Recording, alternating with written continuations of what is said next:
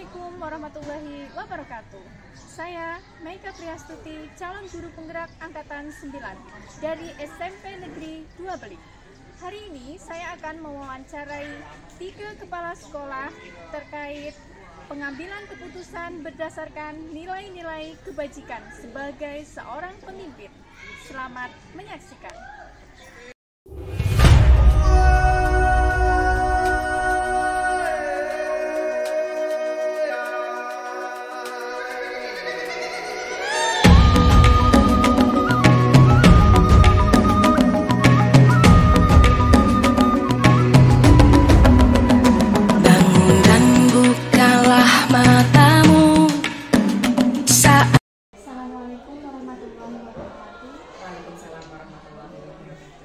Izin Bu, saya Meika Priastuti, calon guru penggerak angkatan 9 akan mewawancarai Ibu Eka Maria Susati, SPD MPD, terkait pengambilan keputusan berdasarkan nilai-nilai kebajikan Ibu. Apakah Ibu bersedia?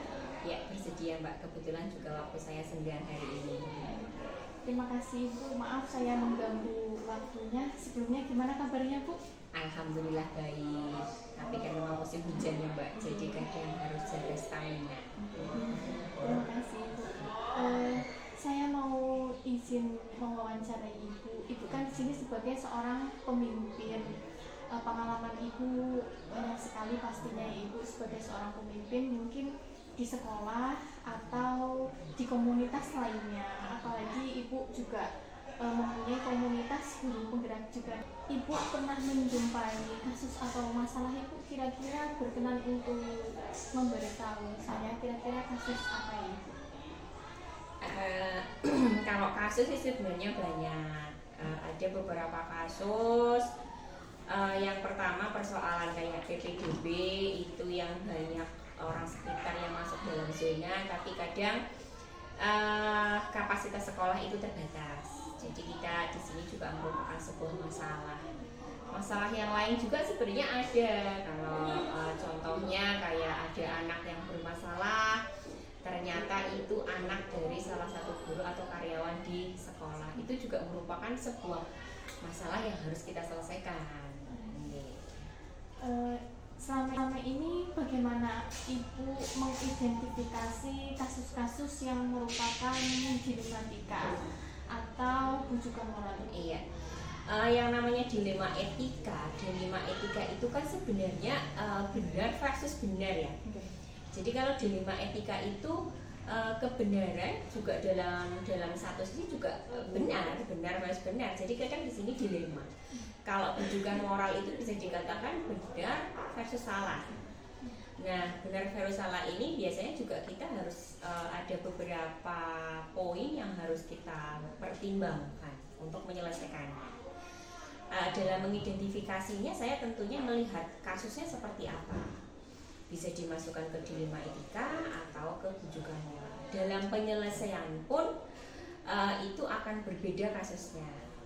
Jadi kita identifikasi dulu apakah itu dilema atau bukan, terus siapa saja yang terlibat dalam hal tersebut, terus fakta-fakta apa yang sudah ada di dalamnya. Nah itu kan bisa untuk mengidentifikasi.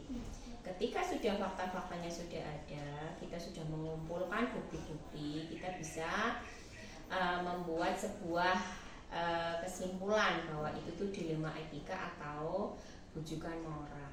Dan tentunya ini juga harus ada uji benar versus benar dan uji benar versus salah, karena di situ merupakan dilema etika dan bujukan moral. Setelah melakukan uji tersebut, otomatis kita harus menggunakan prinsip resolusi ya.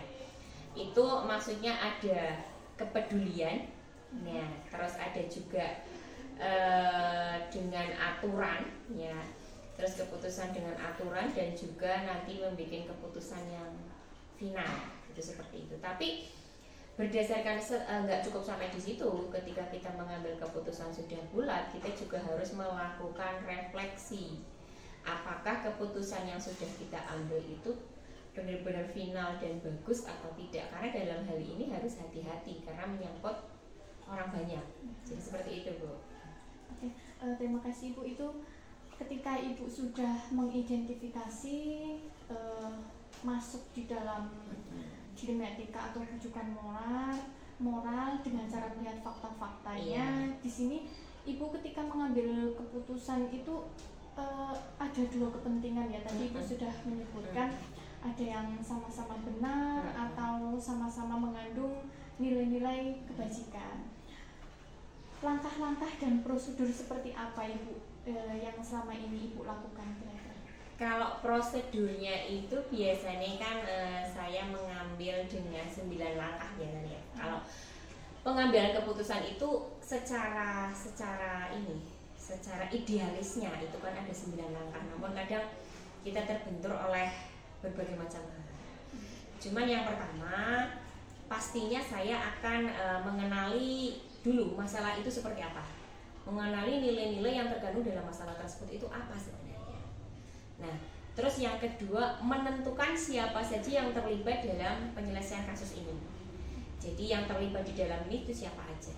Terus kalau sebenarnya sudah melibatkan beberapa orang, itu langkah yang ketiga itu kita harus mengumpulkan fakta-fakta yang terkait dengan persoalan tersebut. Contohnya kayak tadi soal PPDB atau soal anak yang nakal tapi ternyata itu anak dari karyawan, itu pun harus melibatkan beberapa orang karena menyangkut orang dalam. Contohnya itu merupakan suatu bujukan moral ya ikutnya ya, bujukan moral. Karena satu sisi kita harus ada rasa kasihan. Nah, di sini kan ada yang aturan dan kasihan gitu kan ya. Nah, seperti itu. Tapi kita harus mengumpulkan fakta-fakta yang relevan terhadap kasus-kasusnya tersebut. Jadi kita tidak akan salah langkah. Yang ketiga yang keempat juga ada pengujian benar dan salah seperti tadi. Karena hal ini tidak bisa diputuskan secara instan tuh nggak bisa. Karena akan melibatkan berbagai macam orang. Terus selanjutnya setelah kita mengadakan benar dan salah dengan lain, lalu ada menetapkan prinsip yang seperti tadi, yang namanya based thinking, role based thinking, case based thinking dan lain-lain. Nah, itu kita bisa menggunakan 2, 3, 1 tergantung kebutuhan. Jadi untuk menyeimbangkan itu kita bisa memakai hal tersebut. Jadi semua alur terlampaui. Kalau semua alur terlampaui dengan baik, keputusan yang kita ambil insya Allah bagus dan adem untuk semua orang. Terus setelah semua refleksi dan lain-lain, kita bisa membuat sebuah keputusan. Langkah tersebut bisa membuat sebuah keputusan ketika sudah melewati langkah-langkah tersebut. Setelah keputusan tersebut ada, lalu ada sebuah refleksi setelah adanya sebuah keputusan. Gunanya refleksi ini untuk apakah ini sudah cocok atau belum. Jika misalnya memang ternyata masih ada kekurangan, kita bisa melakukan tindak lanjut dalam pembikinan keputusan tersebut. Nah, seperti itu. Luar biasa. Oke Ibu, berarti Ibu menggunakan langkah-langkah atau prosedur 9 langkah ya, terus menentukan pakai prinsip yang mana, terus kita menindaklanjuti, merefleksi begitu. Oke. Selama ini yang Ibu anggap efektif dalam pengambilan keputusan pada kasus dilema etika apa itu? Kalau saya tetap memakai 9 prinsip itu yang paling efektif. Karena saya coba dengan pola-pola yang lama itu ada sisi yang dirugikan, ada sisi yang kalau menggunakan 9 langkah tersebut itu ya memang ada yang dirugikan tapi tidak begitu banyak. Jadi kebanyakan kalau kita sudah melakukan 9 langkah ini semuanya efektif. Keputusan juga akan disepakati bersama. Oke, terima kasih Bu. Selanjutnya yang merupakan sebuah tantangan Ibu dalam pengambilan keputusan pada kasus dilema etika itu apa Ibu yang menjadi tantangan gitu menurut Ibu? Tantangan di sini sebuah momen atau sebuah kasus itu pasti ada tantangannya. Kalau dilema etika, tantangan saya itu harus menentukan ini kan benar lawan benar nih. Jadi saya harus bisa memilah mana yang lebih prioritas. itu tantangannya, dan penentuan keprioritasan sebuah masalah ini tidak mudah. Makanya saya memerlukan suatu tim, tidak bisa memutuskan sendiri, suatu tim yang berdasarkan tim tersebut mereka bisa membantu mengumpulkan sebuah fakta yang akan membuktikan bahwa kasus mana yang perlu harus diprioritaskan. Seperti itu. Apakah di sini Ibu memiliki tata cara atau sebuah jadwal tertentu dalam penyelesaian kasus? Misalnya ada kasus dilema etika, pada saat itu juga Ibu selesaikan, atau memiliki jadwal tertentu Ibu? Misalnya ada bentuk atau prosedurnya itu seperti apa, bisa dijelaskan? Setiap persoalan memerlukan waktu tidak pendek, tidak lama. Jadi pasti saya punya jadwal. Tidak mungkin suatu persoalan saya tentukan dalam waktu singkat, karena ini perlu suatu langkah, perlu suatu pembuktian, perlu suatu jadwal apakah ini prioritas atau tidak, dan tentunya untuk mengumpulkan atau menjalankan 9 langkah ini tidak instan. Jadi saya memerlukan waktu dan pastinya dijadwal. Jadi keputusan yang ada kayak sebuah manajemen ya. Manajemen itu kan ada perencanaan, pelaksanaan, penilaian atau evaluasi. Itu sama dengan penyelesaian kasus-kasus seperti ini. Jadi cuma bedanya saya menggunakan 9 langkah. Tentunya saya memerlukan waktu antara pengidentifikan masalah, pengumpulan siapa saja yang terlibat, terus ada juga tentang pengumpulan prinsip-prinsip atau fakta-fakta, dan sampai nanti apa yang harus dilakukan, keputusan yang disimpulkan, itu memerlukan waktu lama. Ya nggak lama lah, paling tidak beberapa waktu. Tidak mungkin untuk instan, tuh nggak mungkin. Jadi saya memiliki jadwal-jadwal tertentu sehingga dibuat sebuah keputusan. Tapi di sini ada penjadwalan tersendiri, karena harus mengumpulkan bukti, waktu, intinya kita harus menyusun, harus manajemen itu. Biar semuanya terselesaikan dengan baik. Ada seseorang nggak Ibu atau faktor lain yang dapat mempermudah Ibu atau membantu Ibu dalam pengambilan keputusan dengan adanya kasus-kasus dilema etika ini? Pastinya ada. Kita dalam sebuah lembaga, sekolah, instansi sekolah itu pasti memiliki sebuah manajemen. Saya tidak mungkin bisa bekerja sendiri dalam melakukan apapun. Saya harus memiliki pembantu kepala sekolah kayak wakaf, PPUR, ada guru-guru, ada wali murid, dan lain-lain. Nah, hal ini tentunya akan sangat membantu lebih cepat efektifnya penyelesaian dalam setiap masalah. Jadi di sini memang diperlukan orang-orang yang di sekitar kita untuk menyelesaikan masalah ini, karena yang mengetahui seluk-beluk dan lain-lain tentunya orang-orang sekitar kita, karena masalah yang ada ya di sekolah ini. Seperti itu. Berarti kita dapat bersinergi, berkolaborasi untuk mengambil sebuah keputusan agar lebih efektif dan tidak merugikan orang lain. Jadi kolaborasi itu dalam hal apapun itu penting, karena dengan adanya kolaborasi kita menghasilkan sebuah keputusan yang akan disepakati bersama. Karena pemikiran orang banyak itu akan lebih mudah untuk disatukan. Seperti itu.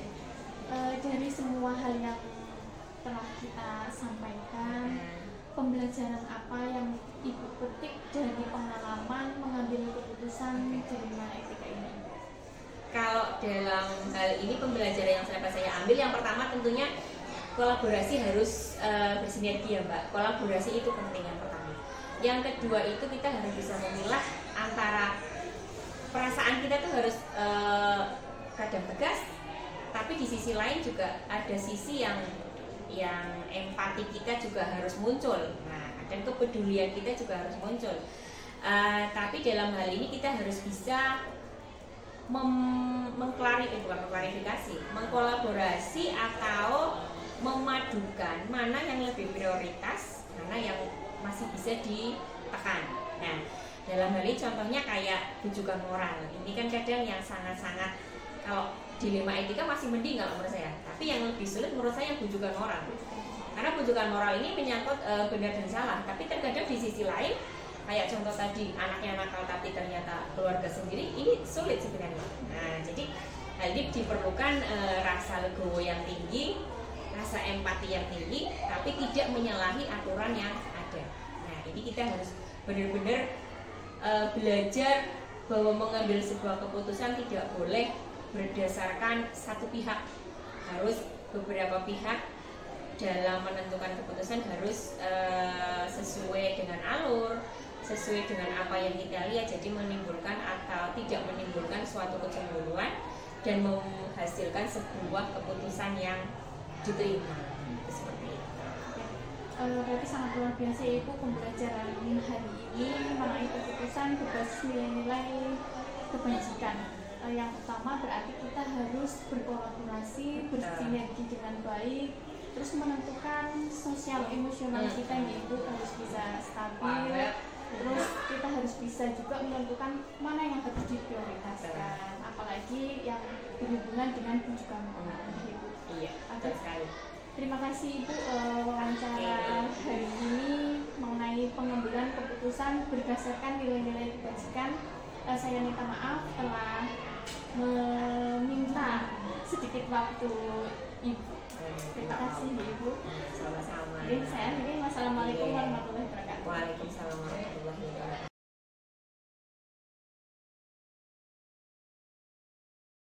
Assalamualaikum warahmatullahi wabarakatuh. Waalaikumsalam warahmatullahi wabarakatuh.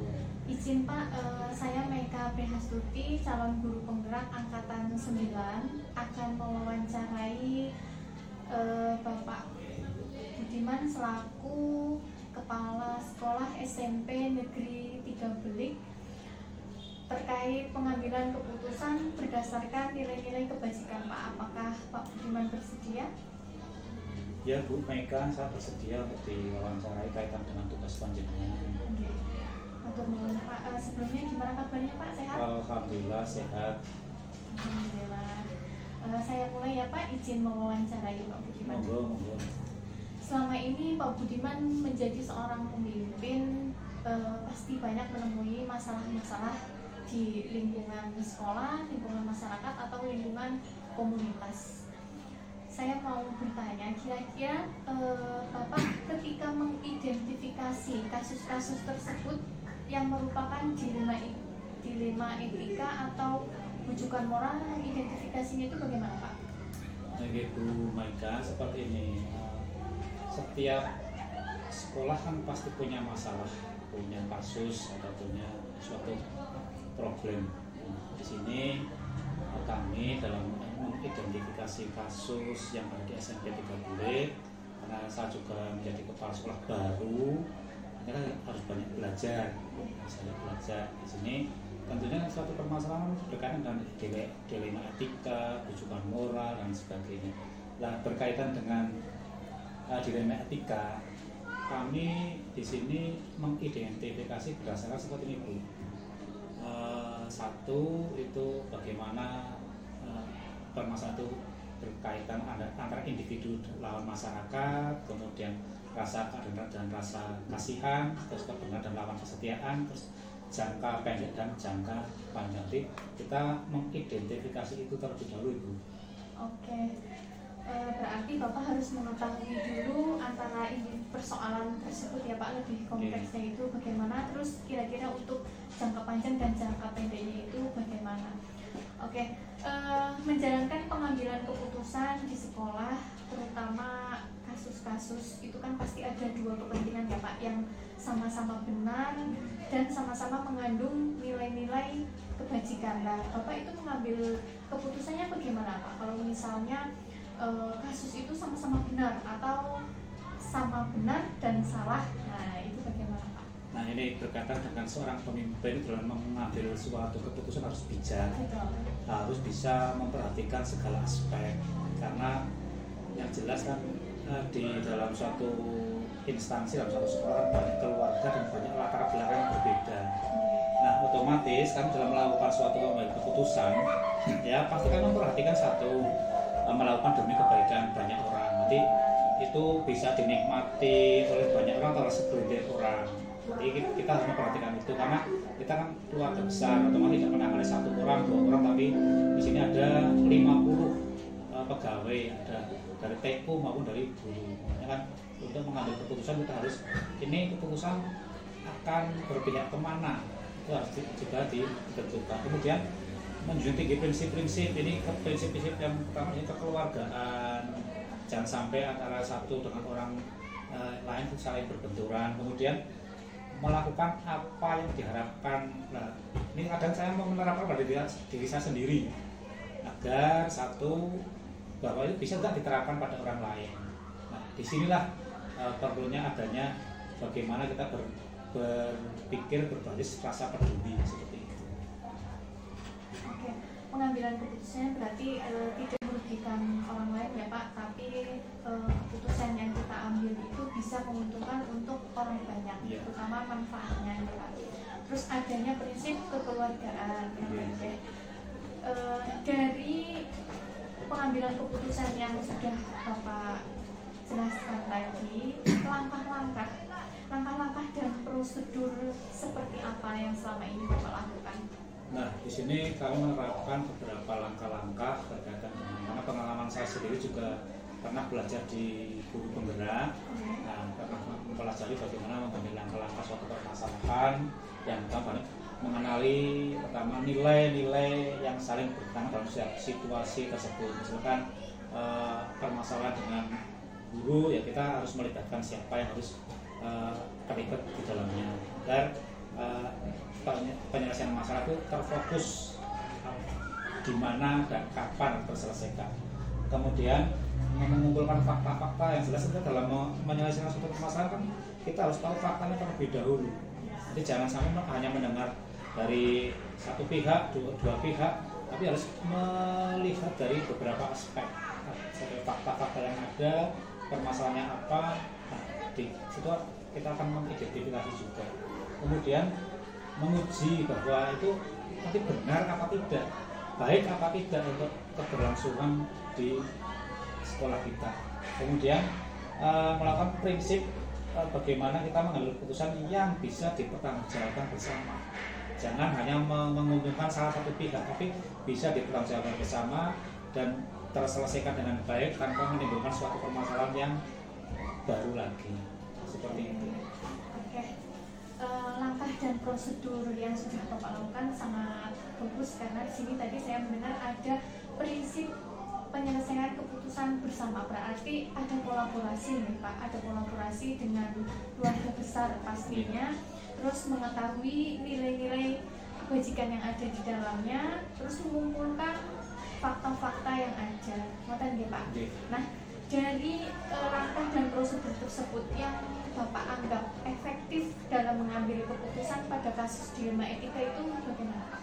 Kalau saya dari tadi yang saya sampaikan, paling efektif kalau saya lebih ke pengambilan keputusan untuk kebersamaan. Nanti di sini ada unsur keterlibatan semua yang terlibat dalam suatu kasus, misalkan ya kita libatkan untuk menyelesaikan bareng-bareng. Di situ solusi-solusi itu muncul dari yang terlibat di dalamnya. Jadi tidak hanya satu pihak yang menentukan, tapi tidak salah satu pihak yang menjustis seperti itu. Jadi di sini prinsip pengambilan keputusan dilema etika adalah nilai-nilai, kemudian fakta, dan melakukan opsi yang jelas terlema dalamnya yang kekinian yang diselesaikan seperti itu.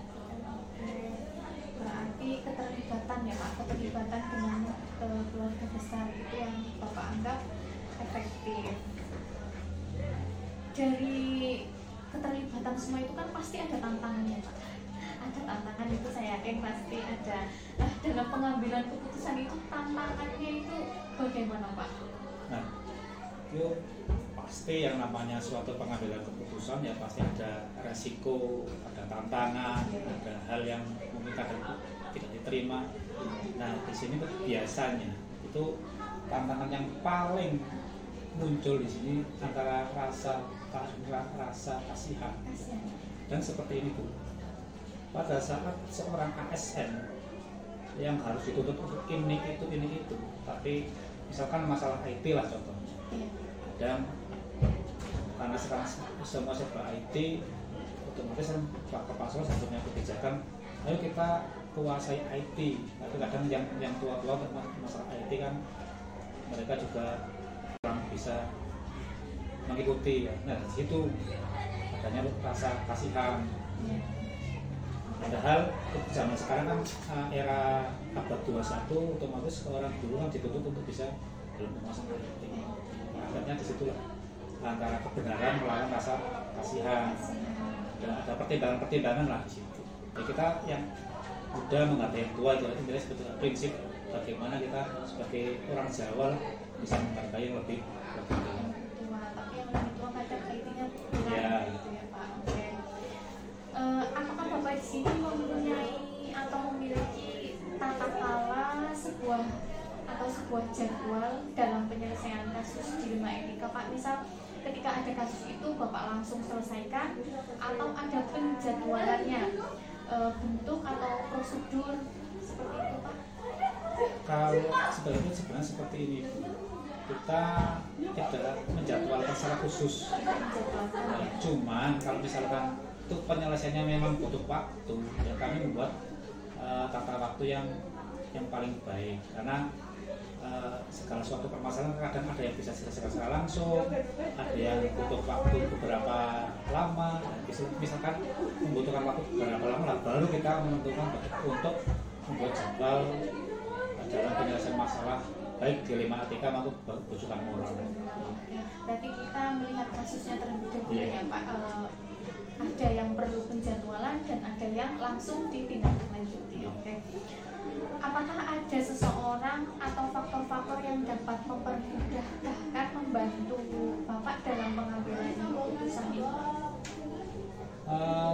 Ya sangat ada, karena di sini kan kami mau mengutamakan untuk bisa bersama bareng, otomatis kan beberapa faktor yang bisa mendukung ya selesai dari rekan sejawat. Selama ini mempermudah dan membantu mengambil keputusan mengenai kasus dilema etika adalah tersedianya data, terutama tersedianya data. Jadi fakta-fakta dan data-data yang ada itu lengkap, otomatis kan kita bisa meneliti dengan baik kalau kita sudah melakukan itu. Kemudian faktor yang kedua dari rekan yang mungkin lebih tua dari saya, karena saya merasa diri masih pemimpin, masih muda, jadi butuh orang-orang yang bisa mensupport dari luar. Otomatis ya kami melibatkan beberapa orang yang lebih bukan senior tapi lebih pengalaman dari saya. Kemudian di sini ada faktor-faktor pendorong dan penarik yang nyata, mana data yang mendetail, bisa menggambar alasan setelah melakukan sesuatu. Kenapa kok bisa terjadi suatu masalah itu? Berarti kan kita sudah mengetahui permasalahannya apa, kita untuk menyelesaikan lebih mudah. Nanti butuh rekan sejawat dan data-data yang ada ya Pak untuk bisa mengambil keputusan yang baik. Oke. Dari semua hal yang telah kita sampaikan tadi ya Pak, pembelajaran apa yang bisa Bapak petik untuk mengambil keputusan di etika ini Pak? Dari semua tadi, pengalaman saya yang paling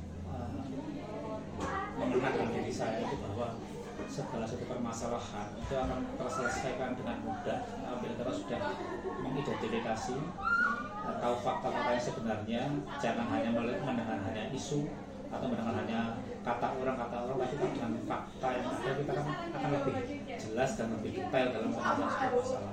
Nah, yang paling penting di situ dalam penyelesaian masalah itu perlunya adanya kolaborasi berbagai pihak, karena yang jelas seorang pemimpin tidak bisa menyelesaikan sendiri tanpa bantuan dari pihak-pihak yang lain. Meskipun bisa, tapi kadang kan bisa menyebabkan suatu hal yang kadang sepihak itu menurut pemimpin, belum tentu bisa diterima oleh banyak orang. Makanya kan perlu pelibatan banyak di situ. Luar biasa, terima kasih Pak. Berarti pengambilan keputusan yang berbasis nilai-nilai kebajikan dari Pak Budiman tadi, dari mengidentifikasi, terus ada refleksinya ya Pak. Refleksinya berarti kita mengumpulkan data-data, mengumpulkan fakta-fakta yang ada. Setelah itu Bapak menindaklanjuti, berkolaborasi dengan rekan sejawat dan yang lebih berpengalaman. Betul Pak. Oke. Terima kasih Pak Budiman atas waktunya. Saya meminta maaf telah meminta waktu Pak Budiman. Saya akhiri ya Pak. Wassalamualaikum warahmatullahi wabarakatuh. Waalaikumsalam warahmatullahi wabarakatuh. Sama-sama Bu, dengan sukses. Terima kasih.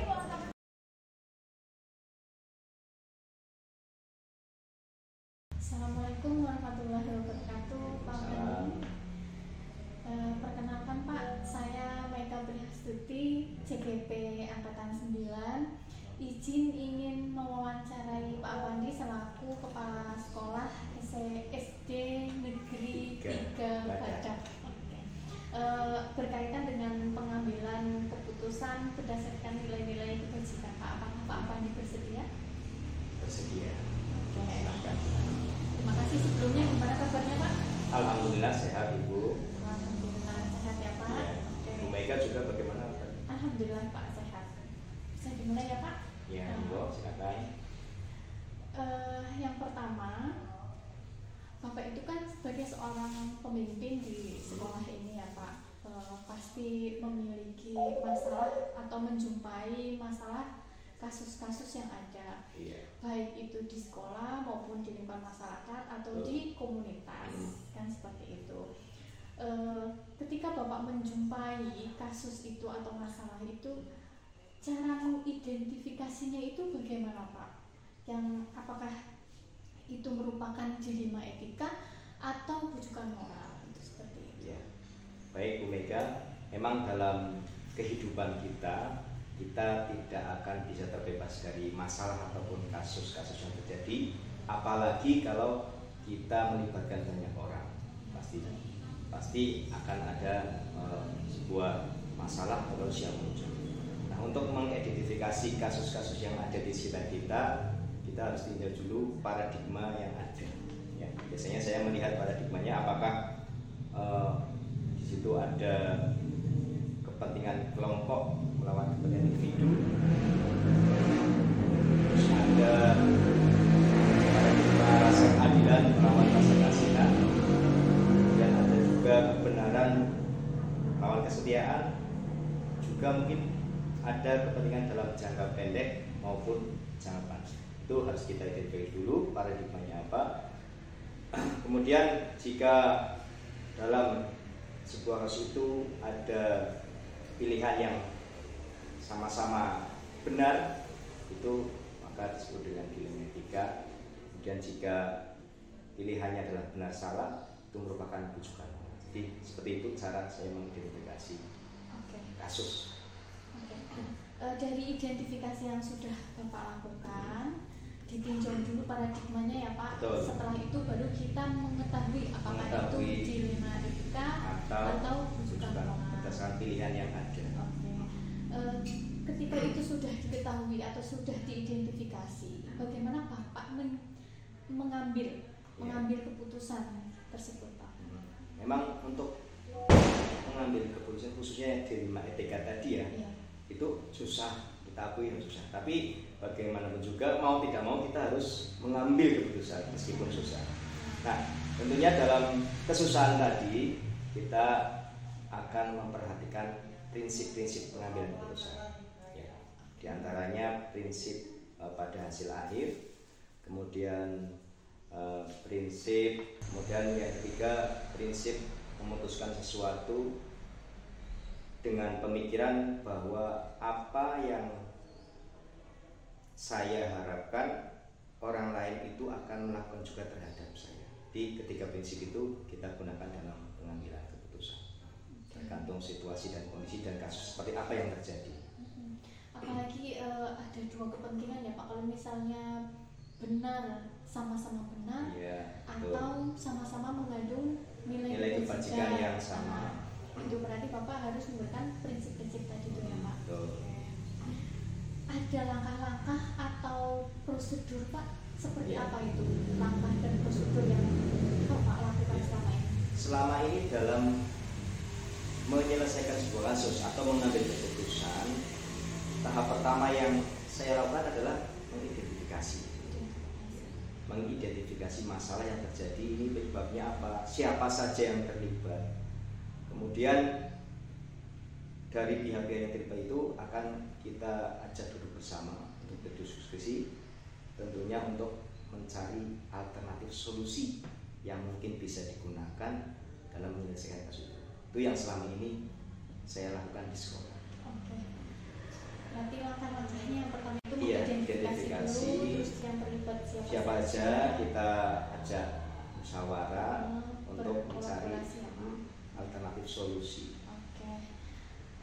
Jadi di sini pasti Bapak menemui yang Bapak anggap efektif gitu ya Pak. Iya. Nah Ya, itu kira-kira apa Pak yang Iya. menurut Bapak Selama ini yang efektif sekali? jika kasusnya adalah dilema etika, kalau dilema etika itu kan dua-duanya benar ya. Iya. Meskipun benar, tapi kita ambil satu yang prioritas. Nah, selama ini yang saya anggap efektif itu jika ada dua kasus yang bisa kita carikan jalan tengah. Bahasanya itu opsi dilema ya, atau kasus lain dua kasus yang kita jadikan satu, atau dua alternatif yang kita jadikan satu. Di dua-duanya dua pihak yang mempunyai dilema itu akan merasa tertampung aspirasinya semua. Atau jalan tengah lah, keluar jalan itu paling efektif menurut saya. Oke. Dari jalan yang Bapak pilih gitu ya, yang Bapak anggap efektif, pasti ada tantangannya. Tantangannya, betul. Kira-kira tantangannya Iya. apa? Tantangan pasti ada ya. Apalagi kalau kasusnya itu atau keputusannya itu harus diambil dalam waktu yang cepat. Iya. Kalau waktunya tidak disegerakan, mungkin kita bisa ada waktu untuk berpikir, kita bisa cari referensi atau cari tokoh panutan yang bisa kita tanyakan, kita bisa ajarkan. Tapi kalau yang harus segera itu merupakan sebuah tantangan. Misalnya nanti siang harus diputuskan, itu sebuah tantangan. Sebuah tantangan ya Pak. Oke. Apakah Bapak memiliki tata kelola atau penjadwalan gitu Pak? Misal ada kasus dilema etika itu harus diselesaikan di tempat itu dan waktu itu, atau memiliki sebuah jadwal Pak untuk menyelesaikan kasus tersebut, misalnya memiliki bentuk atau prosedur itu seperti apa Pak? Baik, kalau jadwal khusus itu tidak ada. Tidak ada. Saya hanya melihat seberapa besar, seberapa berat kasus itu. Jika memang bisa diselesaikan hari ini dan semua langkah-langkah atau pihak-pihak yang terkait itu bisa dimusyawarahkan, itu bisa kita selesaikan. Tapi kalau memang tidak bisa, ya kita pasti membutuhkan waktu antara atau dalam waktu yang tidak ditentukan. Kalau kita sudah melaksanakan langkah-langkah dalam pengambilan keputusan, sudah kita laksanakan semua, baru kita bisa memutuskan putusan kita yang itu mau kapan. Jadi secara khusus tidak ada, tergantung seberapa besar masalah itu. Oke, berarti dilihat dulu dari kasusnya, Iya, terus kenyataan-kenyataan dikumpulkan. Bagaimana harus menyelesaikan, fakta-fakta yang terjadi apa, intinya sumber-sumber yang diperlukan harus kita, data-datanya harus kita peroleh dulu. Terlebih dahulu. Nah, untuk memperoleh data itu kan waktunya tidak bisa ditentukan. Betul sekali. Oke. Ada seseorang gitu Pak atau faktor-faktor lain yang dapat mempermudah Bapak atau bahkan membantu Bapak dalam mengambil keputusan dalam kasus dilema etika? Iya. Untuk seseorang yang membantu, sekali lagi ini tergantung dari masalah yang sedang kita hadapi. Saya ambil kalau logika begini, kalau saya menghadapi masalah tentang keuangan, saya harus konsultasi dengan ahli keuangan, bukan ahli kesehatan. Jadi tergantung konteks masalah yang terjadi. Dan insya Allah saya untuk masing-masing bidang ya tetap ada apa yang saya jadikan sebagai referensi untuk mempermudah permasalahan tadi, mengambil keputusan. Oke, dari apa yang telah disampaikan kita tadi Pak, pasti ada pembelajaran. Kira-kira pembelajaran apa yang bisa Bapak petik dari pengambilan keputusan dilema etika ini Pak? Baik, sebelum ini pengambilan keputusan yang saya lakukan itu hanya berdasarkan langkah-langkah umum yang saya ketahui. Ya. Namun setelah saya belajar lebih jauh, apalagi mengikuti pendidikan program yang bergerak, ternyata ada langkah-langkah detail yang perlu kita laksanakan, step by stepnya itu jelas sekali. Jadi saya belajar banyak dari program pendidikan guru penggerak ini dalam langkah-langkah mengambil keputusan yang bijak. Terima kasih Pak. Berarti pembelajaran hari ini sangat bermanfaat sekali ya Pak. Ya, jadi kita mengetahui mengambil keputusan yang lebih baik dan lebih